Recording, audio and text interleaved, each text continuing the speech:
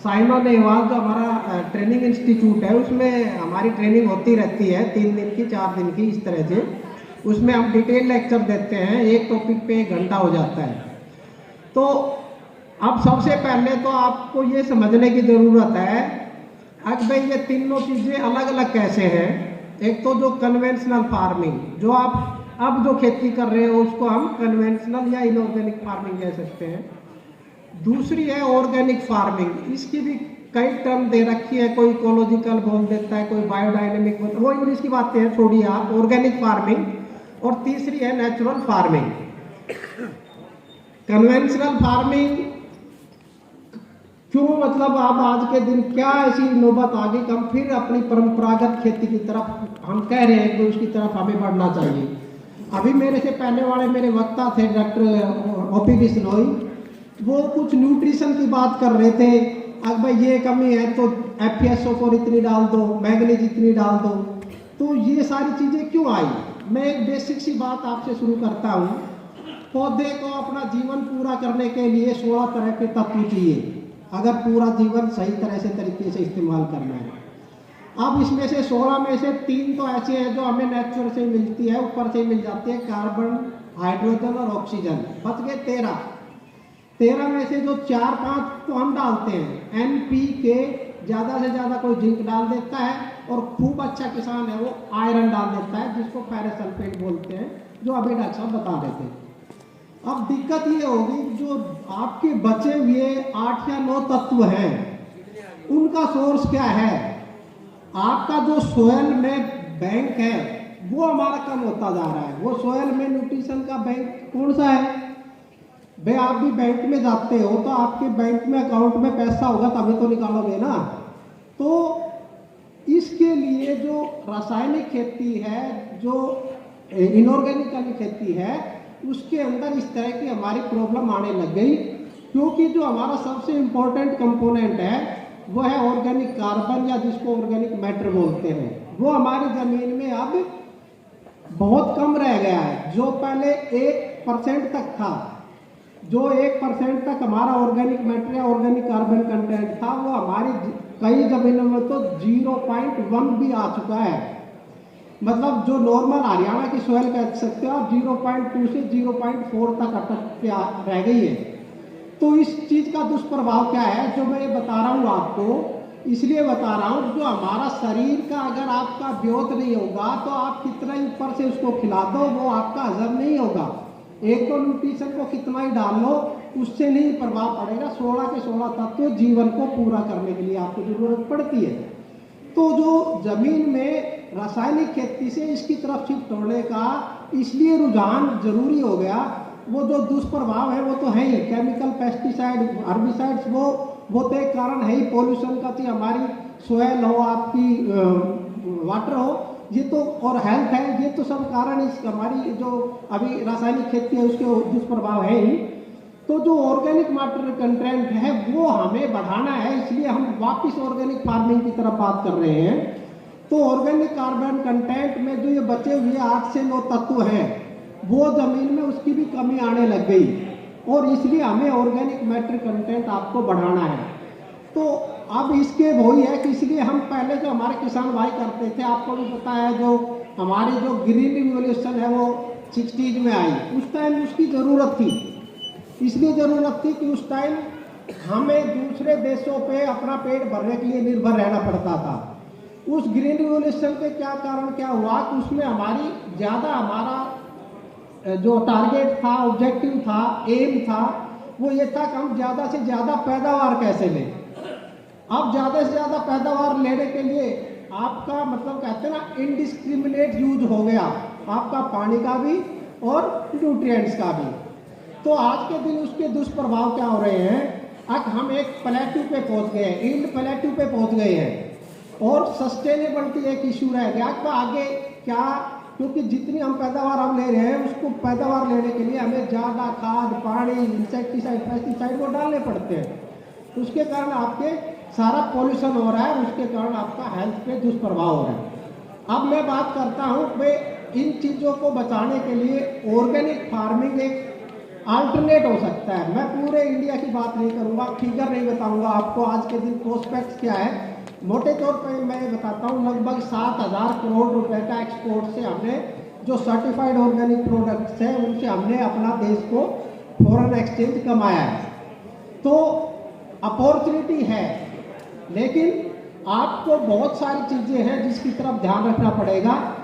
Organic farming basically क्या है, ये मुख्य तौर पे आपका कोई भी सिंथेटिक एग्रोकेमिकल्स है, चाहे वो इनऑर्गेनिक फर्टिलाइजर है, चाहे आपका ग्रोथ हार्मोन्स है और इंसेक्टिसाइड पेस्टिसाइड्स कोई भी है, उनके यूज को मना करती है। और आपका जो सिस्टम है, जो पहले आप क्रॉपिंग पैटर्न यूज करते थे, मैन्योर करते थे, एनिमल डंग है, कोई भी इस तरह की चीज़ है जो फार्म पे वेस्ट रहता है, उसके ही यूज को बताया गया है कि इस तरह की खेती में हम ये कर सकते हैं। और जो इंसेक्ट पेस्ट का कंट्रोल है वो बायो पेस्टिसाइड से कर सकते हैं। लेकिन जब भी कोई किसान भाई कन्वेंशनल फार्मिंग या रासायनिक खेती से ऑर्गेनिक फार्मिंग की तरफ जाता है, तो आज के दिन बहुत से किसान भाई हमारी ये जैविक खेती कर रहे हैं, लेकिन वो क्या कर रहे हैं कि अपने लेवल पे कर रहे हैं, वो ज़्यादातर जो है सर्टिफिकेशन नहीं करवा रहे। और अगर आपने कन्वेंशनल फार्मिंग से ऑर्गेनिक फार्मिंग की तरफ जाना है तो आपका मिनिमम 3 साल का, उसको बोलते हैं हम कन्वर्जन पीरियड, मतलब तब आपका प्रोडक्ट ऑर्गेनिक माना जाएगा जब आपका कम से कम 3 साल जो आपके ऑर्गेनिक फार्मिंग के तरीके हैं वो अगर फॉलो करोगे तो 3 साल बाद आपको सर्टिफिकेशन मिलेगा। और सर्टिफिकेशन एक एपीडा हमारी गवर्नमेंट की एजेंसी है, मिनिस्ट्री ऑफ कॉमर्स में agricultural and processed food export development agency, वो हमारी एजेंसी है। उसने 33 एजेंसी सर्टिफाइंग को एक्रीडेशन दे रखे हैं, मतलब उनको वो अथॉरिटी दे रखी है, अब किसी फार्म को आप सर्टिफाई कर सकते हैं। तो किसान भाइयों, क्योंकि आप लोगों के पास कंप्यूटर वगैरह की इस तरह की जागरूकता कम है, उसके लिए सर्टिफिकेशन प्रोसेस के लिए वो थोड़ा कॉस्टली भी है और थोड़ा सा टेक्निकली भी, मतलब उसमें आपको हेल्प की ज़रूरत पड़ती है, क्योंकि बहुत सारी चीज़ें उसमें अपलोड करनी पड़ती है ऑनलाइन ही। और उसके अंदर हर एक चीज़ का आपके पास रिकॉर्ड होना चाहिए, हर एक चीज़ का आपका किस कौन सा इनपुट डालना है, कौन सा तत्व डालना है, कहाँ से खरीदा है, वो ऑर्गेनिकली सर्टिफाइड या अलाउड है कि नहीं है, क्योंकि गाइडलाइन से हर एक चीज़ की अगर इसके अंदर ये तत्व आप डाल सकते, मतलब इस तरह के आप पदार्थ डाल सकते हैं। तो एक ये पूरा एक प्रोसीजर है। अब जैसे उसमें जनरल जो ऑर्गेनिक फार्मिंग है, जो जेनेटिकली मॉडिफाइड क्रॉप अलाउड ही नहीं है, तो जो आपकी देसी टाइप की वैरायटी या हाइब्रिड है वो आपकी अलाउड है। और फिर दूसरा ये है कि वही कैरी ओवर सीड होना चाहिए आपका। तो इस तरह की कुछ बेसिक सी बातें हैं। अब ग्रोथ हार्मोन्स है, जो आपका ऑक्सीजन है, साइटोकाइनेसिस है, ये आप यूज नहीं कर सकते। तो ऑर्गेनिक फार्मिंग में ठीक है, शुरुआत में दिक्कतें आती है, लेकिन आपको कुछ चीज़ों का इनका बेसिक ध्यान रखना पड़ेगा। दूसरी जो दिक्कत आती है, जो हमारा इंटेंसिव क्रॉपिंग सिस्टम है, जो आपका पैडी और व्हीट का है, वैसे तो साइंटिफिकली ये वैसे ही टेक्निकली गलत है, क्योंकि ये एक प्रकार से मोनोकल्चर टाइप है, सीरियल का है, मतलब अनाज फॉरवर्ड बाय अनाज। तो ये हमारा इंटेंसिव जो सिस्टम है, इसको भी हमने मतलब यह है डाइवर्सिफिकेशन की तरफ ले जाना है। तो ये ऑर्गेनिक फार्मिंग की कुछ छोटी छोटी बातें हैं जो आपको ध्यान रखनी है। अब भाई मैंने बताया ना कि 15-20 मिनट के अंदर ये 2-4 जो इम्पोर्टेंट बातें मैं वही बता रहा हूँ आपको। ऑर्गेनिक फार्मिंग एक अल्टरनेट नहीं हो सकती, क्योंकि हरियाणा ऐसी स्टेट है जो सेंट्रल फूड पूल को लगभग 7% कंट्रीब्यूट कर रहा है। तो 7% का मतलब ये है, जबकि हमारा 1.34% ही एरिया है, अगर ज्योग्राफिकल एरिया की आप बात करें तो हरियाणा। अब हम कह देते हैं Sikkim is the first state which is declared as organic farming state. भाई उसके सिक्किम के अंदर सारे कल्टिवेबल एरिया आपका 75,000 हेक्टेयर है, हमारा 37 लाख हेक्टेयर है। हम सेंट्रल फूड पूल में भी 7% कंट्रीब्यूट कर रहे हैं। तो अगर हम पैदा 3 स्टेट हैं जो इस देश को ज़्यादातर गेहूँ इससे चावल से पेट भर रहा है, तो हरियाणा जैसी स्टेट में टोटली ऑर्गेनिक फार्मिंग इतनी अभी इस स्टेज पे टोटल का हम नहीं कह सकते, फेज मैनर में कह सकते हैं, क्योंकि इसके अंदर बहुत सी ऐसी चीज़ें हैं। क्योंकि अगर हम पैडी व्हीट से अगर सिर्फ इनऑर्गेनिक से ऑर्गेनिक होंगे तो इस तरह की हमारी फाइंडिंग है, जो हमारा जो यील्ड रिडक्शन है गेहूं में 62% तक शुरुआत में रिड्यूस हो जाता है, शुरुआत के 2-3 साल में उसका 37% तक हो जाता है। ऑर्गेनिक फार्मिंग के अंदर अगर किसी ने स्टार्ट करना है, हमारा एक Deendayal Upadhyay centre of organic farming है, इसी यूनिवर्सिटी में है, वो इस काम के लिए ही हमने एस्टेब्लिश किया है। उसमें रिसर्च हमारे ट्रायल चल रहे हैं, लेकिन हमारी उस सोयल का ऑर्गेनिक कार्बन स्टेटस 0.7 से 0.8 तक है, तो हमें ज़्यादा उसमें रिडक्शन नहीं मिली। लेकिन फार्मर फील्ड पे हमने देखा है, अगर आप साउथ वेस्ट हरियाणा की बात करो जहाँ पे लोमी सैंड सोयल्स है, सैंडी सोयल्स है, वहाँ पे अगर ऑर्गेनिक फार्मिंग पे जाओगे तो जहाँ आपका 40 मिनट मिलता है वहाँ पे आपको 10 मिनट मिलेगा। तो यील्ड रिडक्शन है, आपको धीरे धीरे करके आगे बढ़ना है, छोटे लेवल पे आगे बढ़ना है। बहुत से इसमें ट्रिकी से इशू हैं, आपने ब्लंटली और बिल्कुल कहते हैं ना किसी को देख के भी करना है तो धीरे धीरे अपने खेत में, क्योंकि लैंड होल्डिंग वैसे भी कम है, 80% आदमियों के पास तो 3-4 एकड़ से कम ही जमीन रह गई है। तो छोटी जोत वाला जो किसान है उसको अपने घर के रिक्वायरमेंट के हिसाब से शुरुआत करके अपना एक्सपीरियंस लेके तब आगे बढ़ना है। ऑर्गेनिक फार्मिंग की जहाँ तक बात है, कुछ 5-10 मिनट मैंने जो बताने पाया ये है। दूसरा एक जो आजकल आ रहा है नेचुरल फार्मिंग, इसको हम जीरो बजट नेचुरल फार्मिंग बोलते हैं। और अगर किसी ने 16 तारीख को जो हमारे माननीय प्रधानमंत्री जी का प्रोग्राम था, अगर वो उस टाइम किसी ने वो अटेंड किए हैं, क्योंकि नेशनल लेवल का दिल्ली पे भी ब्रॉडकास्ट था और वैसे भी ब्रॉडकास्ट था नेचुरल फार्मिंग पे। आपको भी पता है सुभाष पालेकर जी है जिसने ये कंसेप्ट स्टार्ट किया था। और हमारे यहाँ की जहाँ तक हरियाणा की बात है तो ये यहाँ पे आचार्य देवव्रत जी है जो माननीय गवर्नर है हमारे गुजरात स्टेट के, उसने बड़ी ही मतलब सरल शब्दों में उस लेक्चर के अंदर पूरा इस कंसेप्ट को बताया था। क्योंकि अगर ऑर्गेनिक फार्मिंग की बात करें अगर ऑर्गेनिक फार्मिंग की बात करें तो हमें लगभग 4.3 लाख टन तो बायो फर्टिलाइजर चाहिए और आपको 71 करोड़ टन आपको जैविक मतलब खाद्य उत्पाद चाहिए। अब जहाँ तक अवेलेबिलिटी की बात है वो 1.2 लाख टन ही है और वो हमारा लगभग 34 करोड़ टन ही है जैविक जो उपलब्धता है। तो इकल्ला वो अल्टरनेट नहीं हो सकता हमारा कि हम ऑर्गेनिक फार्मिंग पे शिफ्ट हो जाएंगे। हमारा दूसरा तो ये कंसेप्ट जो आचार्य देवव्रत जी और पालेकर जी ने पूरे इस देश के लिए एक मॉडल डेवलप किया है, that is called as zero budget natural farming. मतलब क्या है, खेती घाटे का सौदा क्यों बढ़ती जा रही है? क्योंकि हमारी प्रोडक्शन कॉस्ट बढ़ रही है in terms of input seeds, ठीक है ना। और इसके कारण क्या होता है, फार्मर बेचारा उस डेट ट्रैप में फंस जाता है ऑफ द मनी लेंडर्स। क्योंकि एक छोटी सी बात है, अगर आपको ज्यादा खर्चा करोगे तो ज्यादा कमाना पड़ेगा। इसी तरह से आपका जीरो बजट इसको क्यों बोला गया है, क्योंकि आपको भी बताया बैंक का भी रूल है आपका क्रेडिट और एक्सपेंडिचर। अगर आपका क्रेडिट ही नहीं हो रहा मतलब खर्चा ही नहीं हो रहा, क्योंकि वो ये जो फार्मिंग है ये फार्म इनपुट बेस्ड है, मतलब जो आपका लोकली अवेलेबल रिसोर्सेज है उसी से करते हैं।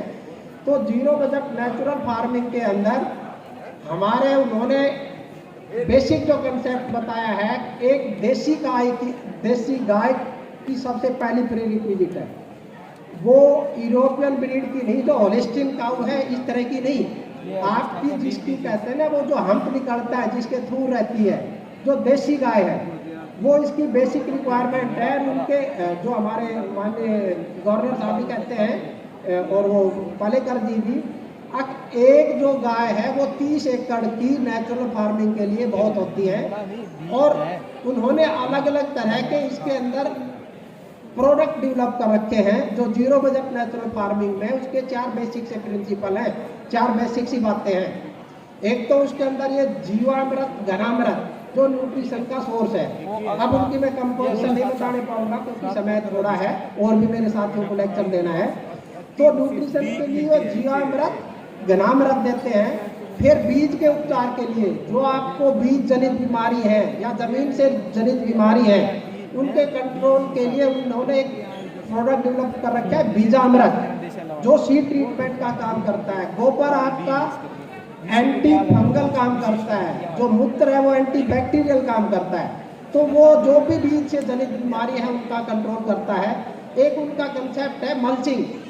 मल्चिंग बहुत ज़रूरी है। मल्चिंग के बहुत सारे फायदे हैं जो इस प्लेटफॉर्म पे बेस्ट्रा मल्च के क्या है, ऑर्गेनिक मल्च के क्या है, लाइव मल्च क्या है, बहुत सी चीज़ें हैं जो हम डिटेल ट्रेनिंग में आप लोगों को बताते हैं, जो आपका वाटर होल्डिंग कैपेसिटी बढ़ाता है, न्यूट्रिशनल साइकिलिंग बढ़ाता है, वीड कंट्रोल में काम करता है। तो एक उनका है मल्चिंग।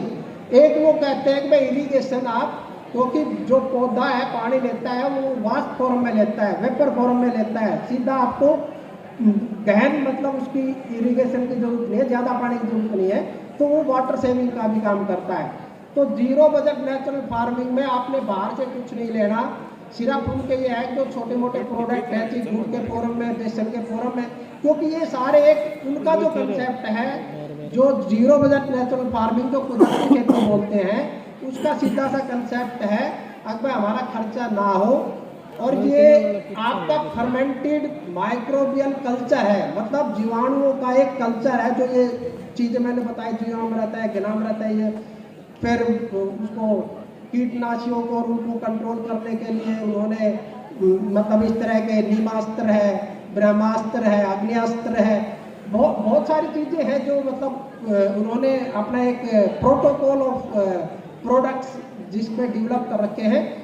तो इस तरह की चीज़ें हैं जो नेचुरल फार्मिंग में। मेरा आप किसान भाइयों से एक ही गुजारिश है, पूरी की पूरी शिफ्टिंग की बजाय आप धीरे धीरे अपने घर के लेवल से स्टार्ट होके एक्सपीरियंस लेके आगे आपने बढ़ना है। और किसी भाई का किसी भी तरह का सवाल हो इससे संबंधित, नेचुरल फार्मिंग, ऑर्गेनिक फार्मिंग, मैं अपना फ़ोन नंबर बता रहा हूँ आपको, कोई किसान भाई नोट करना चाहे 94-164-71-219, ये मेरा फ़ोन नंबर है। डॉक्टर अनिल यादव मेरा नाम है, मैं यहाँ पे निदेशक हूँ ऑर्गेनिक फार्मिंग का।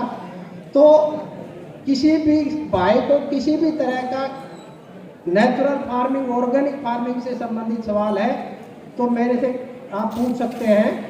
हमारा यहाँ पे जो ऑर्गेनिक फार्म है, अगर किसी किसान भाई को समय लगे तो ज़रूर उसमें विजिट करना। जो भी हमने हॉर्टिकल्चरल प्लांटेशन 18 से 20 तरह की कर रखी है, हमारे कुछ प्रैक्टिकल फाइंडिंग्स भी हैं जो हमने डिस्प्ले कर रखे हैं। कुछ हमने अदर दूसरी तरह की जो नॉन ट्रेडिशनल क्रॉप है दूसरे स्टेट की, वो हमने यहाँ पे लगा के देखी है। मैं एक एग्जांपल बताऊँ आपको, हमने यहाँ पे बनाना लगा रखा है, यहाँ पे डिस्प्ले भी कर रखा है, और आप मतलब हम सरप्राइज हो गए। अब 200 से 250 क्विंटल तक हम 10 रुपए के हिसाब से तो हम बेच रहे हैं कच्चे इसलिए बेच रहे हैं क्योंकि हमारे पास अभी राइपनिंग की फैसिलिटीज नहीं है। तो केला यहाँ पे हमारी बहुत सक्सेस है। जैसे तो इस तरह के हमने 18 से, जैसे स्वीट ऑरेंज जो मौसमी बोलते हैं, आपका पियर है, प्लम है, जो मतलब आलू बुखारा, नाशपाती, सब तरह की हमने फसल लगा रखी है, और उनकी भी लेटेस्ट किस्में लगा रखी है। तो किसान भाइयों से गुजारिश है, वहाँ पे जाए, जरूर देख के जाएं कि हम कैसे कर रहे हैं, उनके बीच में क्रॉप्स कैसे ले रहे हैं। तो ये साइंटिफिक लेवल पे, क्योंकि अभी साइंटिफिक डेटा इन चीज़ों का कम है, वो हम जनरेट कर रहे हैं। तो इस तरह से हम धीरे धीरे बढ़ेंगे, और जब हमारे पास उसकी कितनी सस्टेनेबिलिटी होगी, कितनी हमें फ़ायदा हो सकता है, ये सारी चीज़ें हम कहते हैं ना, हमारा काम ही यही है, डेटा बेस। हम डेटा के बेस पे आपको बताएंगे। तो ये मुख्य तौर पे कुछ बातें थी जो मैं आपसे शेयर करना चाहता था। एक 5 मिनट में मैं दूसरी जो एक और मेरे पास भी एक दूसरा हेड ऑफ सेक्शन हूँ मैं राया क्रॉप का। वैसे तो जो सरसों की फसल है, ज़्यादा इसमें बीमारियां या कोई कीटों का प्रकोप नहीं आता, लेकिन जो आजकल किसान भाइयों का कई बार क्वेश्चन आ रहा है, अगर इसके अंदर आजकल जो पाला पड़ रहा है उसके लिए हमें क्या उसके लिए उपाय करना चाहिए।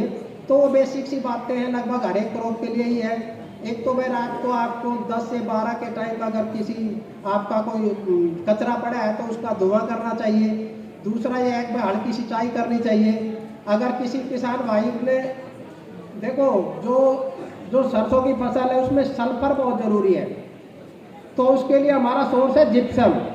अगर किसी किसान भाई ने अपना खाद एसएसपी के थ्रू नहीं डाला, जो सिंगल सुपर फॉस्फेट, उसके लिए हम कहते हैं 100 किलो आपको जिप्सम डालना चाहिए। तो वो सल्फर है उसके अंदर। अगर डीएपी के थ्रू अगर आप डालते हो तो आपको 100 किलो जिप्सम अप्लाई करने पड़ेगा। जिप्सम इसलिए ज़रूरी है क्योंकि हमें सल्फर देता है।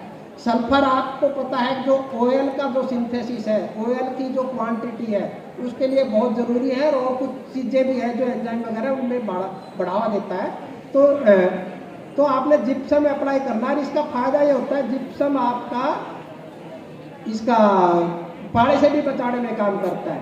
और कोई किसान भाई ज़्यादा टेक्निकली साउंड है, ज़्यादा अच्छा कर सकता है, तो उसके अंदर हमारा ये है कि आधा ग्राम आपका थायो यूरिया या 2 ग्राम सोल्यूबल सल्फर, जो अभी हरा कशीस बता रहे थे डॉक्टर ओपी बिश्नोई, उसका पर लीटर के हिसाब से आप स्प्रे कर दोगे तो आपका 15-20 दिन आपका पाड़े से बचाव हो जाता है।